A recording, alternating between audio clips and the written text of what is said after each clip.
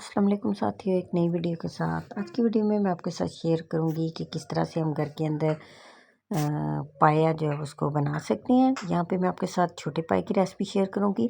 यानी पाए की मिकदार अगर कम है, ज़्यादा मिकदार में पाए हों तो वो तो बड़े मज़े से वो उसको बस साली उन्हीं को रख दिया जाए तो उनकी ग्रेवी बड़ी थिक सी और चिपचिपाहट सी महसूस होती है। लेकिन अगर आपके पास पाए कम मिकदार में, यानी फैमिली भी छोटी है और ज़्यादा मिकदार की ज़रूरत नहीं है, कम मिकदार है, या बजट के हिसाब से आप कम मिकदार में बनाना चाह रहे हैं लेकिन ये चाह रहे हैं कि ग्रेवी खूब थिक सी हो और सेम वो ट्रेडिशनल जो रेसिपीज़ की है उस वही लुक आए और वही टेस्ट आए, तो उसके लिए यहाँ पे मैं आपके साथ जो रेसिपी शेयर करूँगी सिर्फ इस एक चीज़ के इस्तेमाल से आप अपने पाए की जो ग्रेवी है उसको थिक भी कर लेंगे और इसके अंदर वही टेस्ट और वही चिपचिपाहट आएगी। यहाँ सबसे पहले मैंने क्या लिया है कि बोंग लिया है तकरीबन 1 किलो के हिसाब से। अब यहाँ आपने अपने पाए की मिकदार देख लेनी है, उस हवाले से आप चीज़ों को कम या ज़्यादा कर सकते हैं। 1 किलो अगर बोंग है तो उसके अंदर पाए जो हैं वो भी ज़ाहिर उसी हिसाब से होंगे। यहाँ पे 1 किलो बोंग है, पहले उसको अच्छे तरीके से धो लेते हैं ताकि इसका ब्लड वगैरह अच्छा सा साफ़ हो जाए। तकरीबन 2 से 2.5 लीटर मैंने पानी लिया है प्रेशर के अंदर और इन हड्डियों को उसके अंदर डाल दूँगी और तक प्रेशर वो जो इसकी विसल के भूनने के बाद विसल के बाद इसको तकरीबन 15 से 20 मिनट के लिए इसको पकने देंगे ताकि इसकी यखनी अच्छी सी वो तैयार हो जाए। यहाँ इस स्टेज पे मैंने इसके अंदर कोई नमक, कोई हल्दी या कोई मसाला जो शामिल नहीं किया।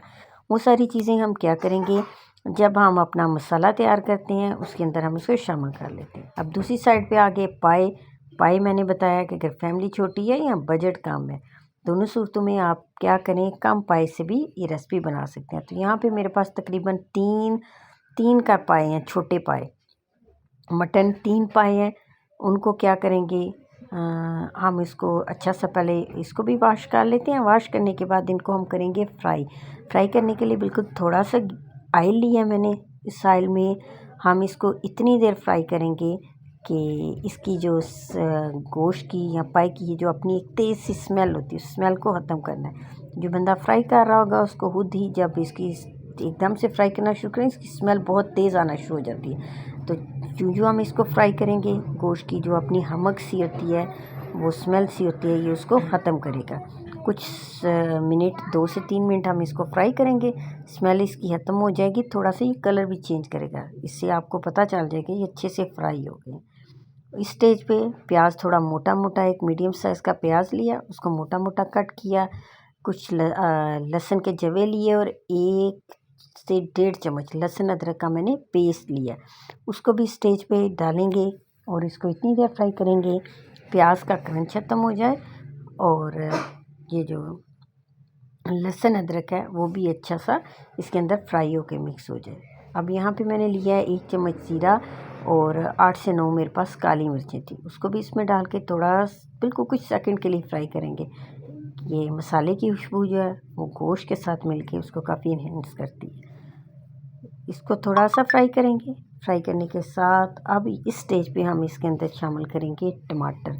मेरे पास 2 छोटे टमाटर हैं, बड़ा है तो 1 ले लें। ये सारी चीज़ें इसी स्टेज पे इसलिए यहाँ पे शामिल करेंगे कि जब इसको गोश्त में डालेंगे, वो प्रेशर में डालेंगे तो ये सारी चीज़ें इतनी देर इसने पकना होता है, ये सारी चीज़ें खुद ही उसमें मिक्स हो जाती हैं, यानी ग्राइंड करने की या बारीक कट करने की ज़रूरत नहीं।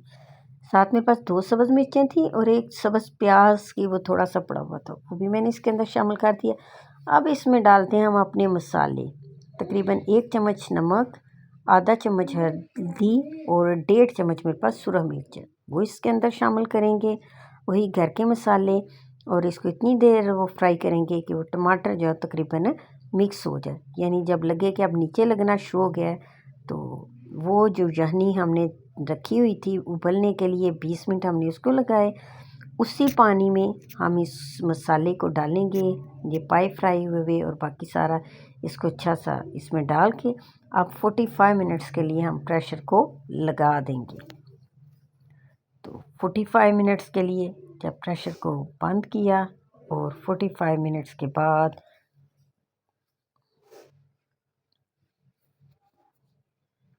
हम अपना प्रेशर जो है उसको खोलते हैं। देखें जी, पानी आधे से भी आधा रह गया, यानी इसकी जो शुरब है और पाए जो हैं वो बेहतरीन किस्म के हमारे तैयार हो गए। अब सर्विंग प्लेट्स में, ट्रे में हम इनको निकालते हैं। चाहें तो चपाती के साथ या नान के साथ मज़ेदार से पाए जो हैं उनको एंजॉय करें।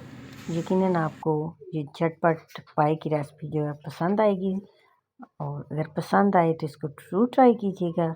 लेकिन मेरी वीडियो को लाइक करना और मेरे चैनल को आप सब्सक्राइब करना मत भूलिएगा। शुक्रिया।